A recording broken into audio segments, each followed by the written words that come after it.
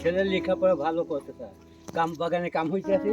আমি এখানে ব্যবসায়ী করি, 10 বছর থেকে ব্যবসায়ী করি। আচ্ছা। তো এই পাহাড়ি বাড়ি থেকে আনিয়ে বিক্রি করি আর ছেলের পড়াই, পড়াইতে বাক্কা পড়াই দিতে চায়। একজন ম্যাট্রিক পাস করছে আর আইয়ে পড়তো, এখন বন্ধ স্কুল। আর একজন ডিগ্রি পড়ে, ডিগ্রিতে গেছে খুলনা, পুলিশ না আর্মি ভর্তি হবার লাগে। আচ্ছা আচ্ছা। এই যে 3 মাস ধরে এগুলি বন্ধ হয়ে গেছে, টাকা পয়সা নাই, তাহলে এদের পড়াশোনার খরচ কিভাবে চালায়? পড়াশোনা সব বন্ধ আছে, এখন পড়াশোনা সব বন্ধ। আর এগুলি বিক্রি করে আপনি কি করবেন? আজকে মানে খালি জোগাড় করতে পারি। এই দেখে কাপড় কিনবো, ঔষধ কিনবো, ঔষধও আছে এই দেখে কাটি নিয়েছি। আচ্ছা আচ্ছা। পায়ে কি ব্যথা পাইছেন? হ্যাঁ, জঙ্গলে গেছিলাম, আচ্ছা আচ্ছা আচ্ছা। কাটি লিছি, ওখানে ঔষধও কিনা লাগে, অনেক কষ্ট আছে।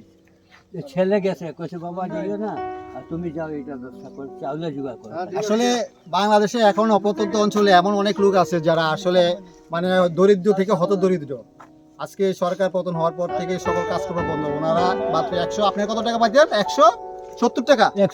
170 টাকা ওনার পার ডে হাজিরা পায়। সেটাও আজকে 3 মাস যাবত তারা বন্ধ, কোনো কাজকর্ম করতে পারতেছে না। বাট ওনার 2টা ছেলে পড়াশোনা করে। আর এই সাধারণত এই অল্প কয়টা জায়গায় পেঁপে,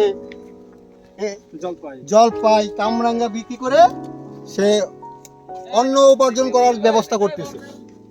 আসলে আমরা অনেক সময় অনেককে অনেকভাবে দান করি বা করি, অনেক সময় খালি এই খাওয়ার জন্য না, কিছু কিছু সময় মানুষের কাছ থেকে এমনিতে কিছু নেওয়ার জন্য কিনা দরকার, সেটা হচ্ছে ওনাদের ভালোর জন্য।